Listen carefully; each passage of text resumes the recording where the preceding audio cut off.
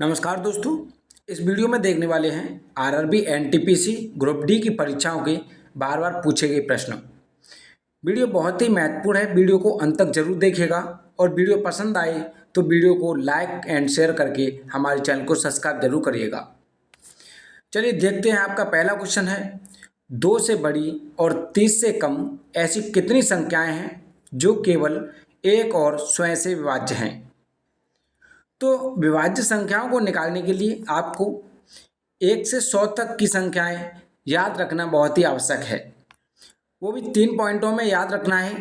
पहले रखना है 1 से 25 तक अभाज्य संख्याएं कितनी होती हैं। तो 1 से 25 तक आपकी 9 संख्याएं होती हैं अभाज्य। और दूसरा है 1 से 50 तक की कितनी संख्याएं हैं अभाज्य। तो ये होती हैं 15 संख्याएं। और 1 से 100 तक की बात की जाए तो 1 से 100 तक अभाज्य संख्याओं की संख्या 25 होती है।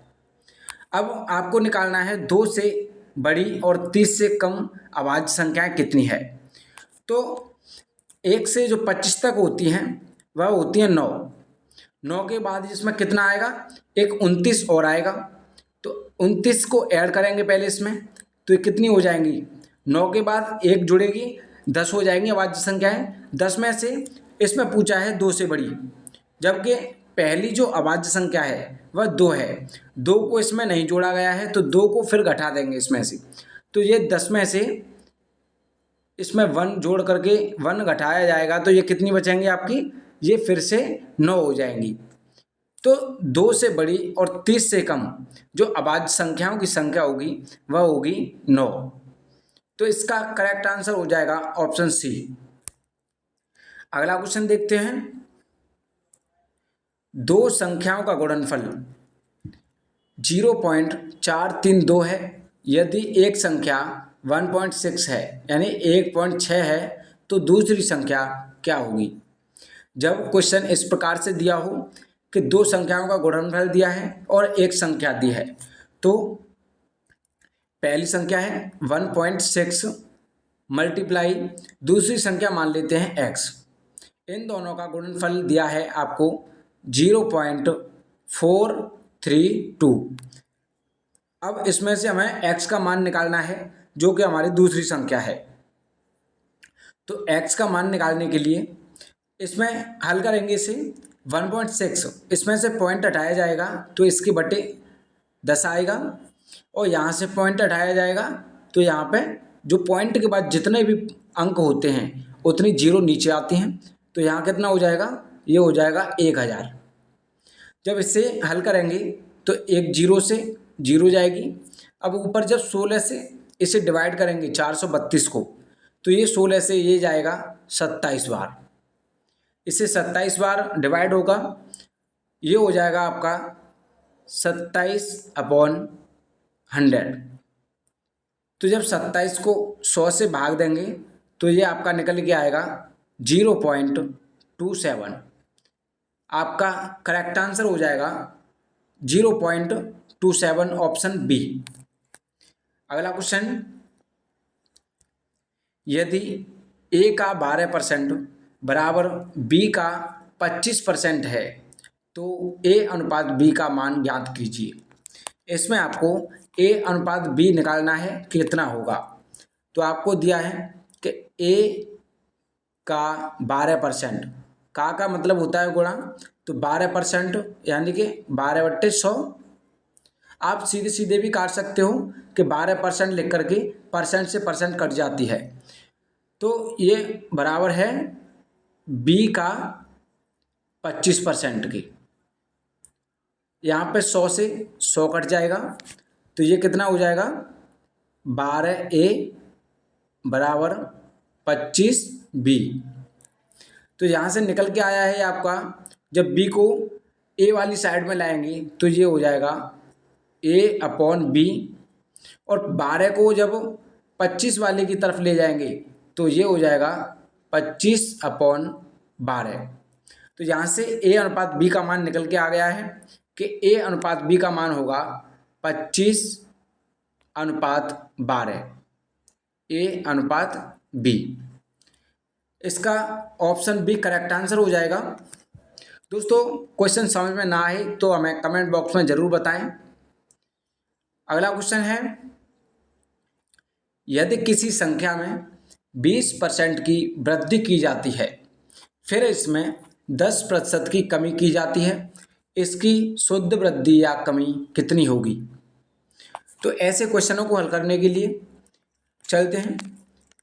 तो 20% की वृद्धि की जाती है, यानी कोई संख्या है, संख्या मान ली हमारी 100 है, तो इसमें 20% की वृद्धि की जाएगी तो ये हो जाएगी हमारी 120, क्योंकि 100 का 20% 20 होता है, तो ये हो जाएगा 100 से 120 हो जाएगा।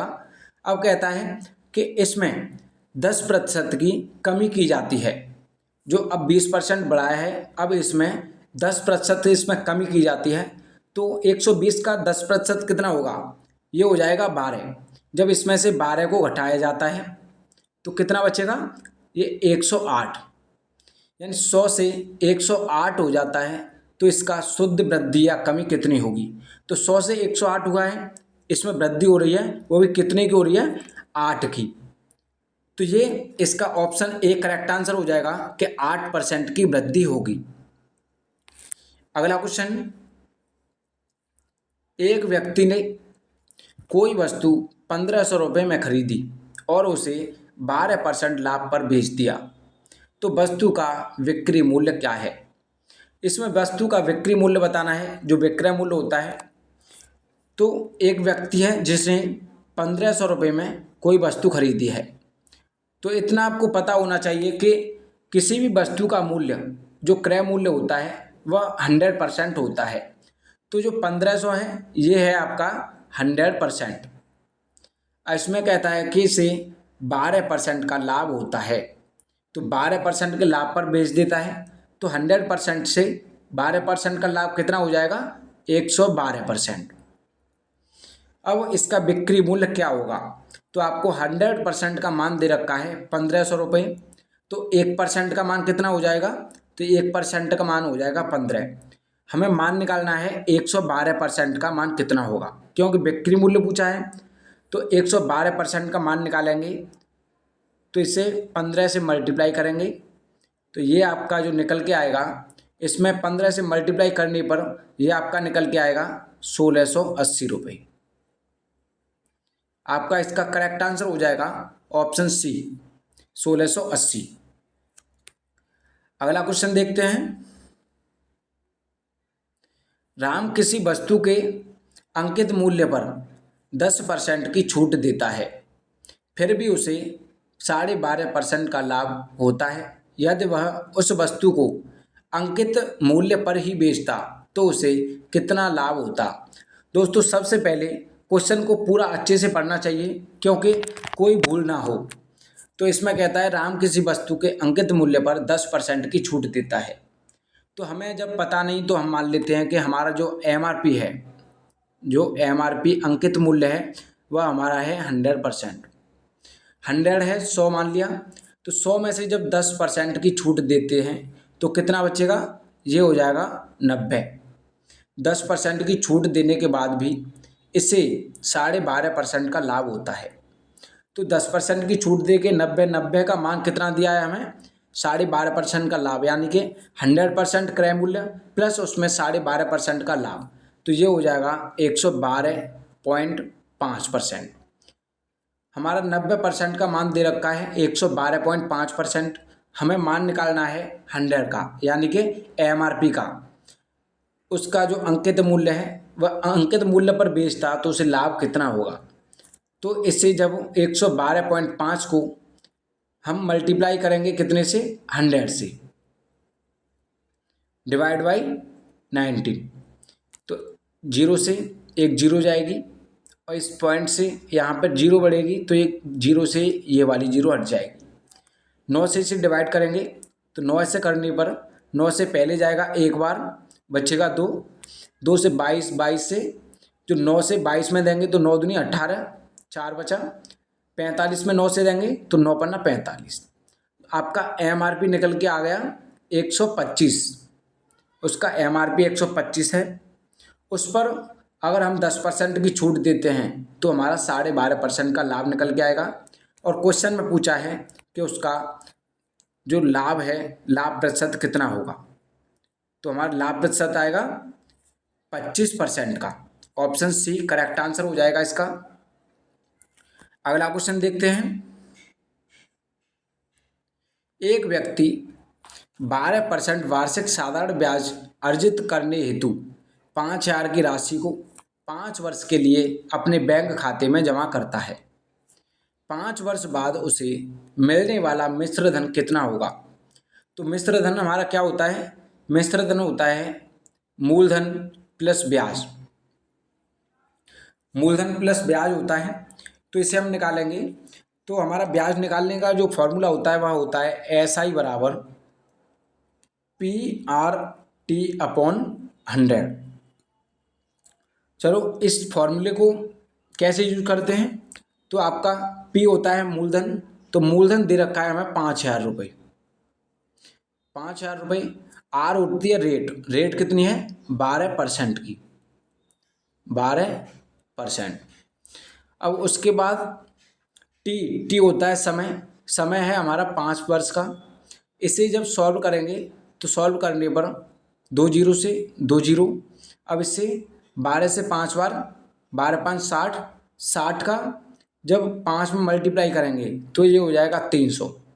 तो 300 प्लस 1 जीरो ये वाली, तो इसका जो मान निकल के आएगा ये आएगा 3,000 रुपये। इसकी ब्याज 3,000 रुपये निकल के आ गई, प्लस हमारा मूलधन कितना है 5,000 रुपये। इन दोनों को जोड़ने पर कितना निकल के आएगा, हमारा ये हो जाएगा 8,000 रुपये। 8,000 रुपये मिश्र धन हो जाएगा। इसका ऑप्शन डी करेक्ट आंसर हो जाएगा।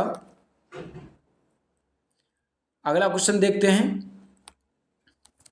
8:9 समानुपात 24:22 है, तो y का मान कितना होगा। तो इसमें y का मान निकालना है हमें, कितना होगा। तो इसे हम लिख सकते हैं कि 8:9 यानी 8/9 लिख सकते हैं। समानुपात होता है बराबर, बराबर 24/22। तो y का मान निकालेंगे, 8 से 24 को काटेंगे, 3 बार कटेगा, और 9 से 3 में मल्टीप्लाई करेंगे तो ये हो जाएगा 9 3 27। तो ये है y का मान। तो y बराबर जो निकल के आएगा, हमारा मान निकल के आएगा 27। ऑप्शन सी करेक्ट आंसर है इसका। दोस्तों वीडियो पसंद आई हो तो वीडियो को लाइक एंड शेयर करके हमारे चैनल को सब्सक्राइब जरूर करें और हमें बताएं कि वीडियो कैसी लगी।